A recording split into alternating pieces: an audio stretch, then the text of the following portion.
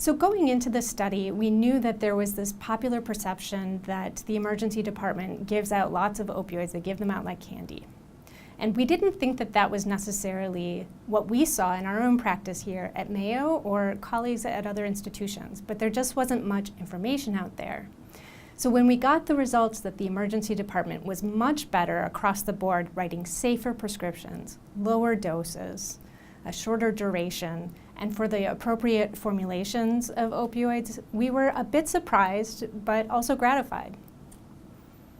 I think providers may look at this and really get a sense that what they do with that first prescription can be very important in the risk of the patient continuing to chronic use of opioids, which is something that I think people would agree is not a great outcome. But what we want to avoid is people having a large prescription and having lots of pills left over.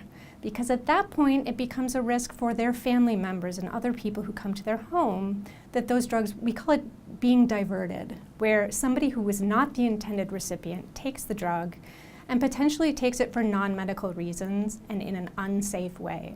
And so limiting prescriptions to 3 to 7 days is a good balance between sort of patient burden on having to go back to the physician and that safety that I talked about.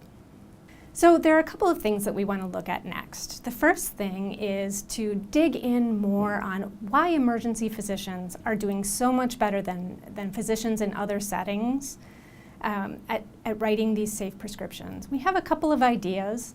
One possibility is that emergency physicians see lots of patients who need the exact same type of prescription, a short prescription, short duration, and follow up with your primary care physician. Whereas physicians in other settings might be seeing a wider range of patients and therefore not have that same sense that immediately I see somebody with acute pain, I give them 15 tabs of hydrocodone and ask them to follow up when that's gone.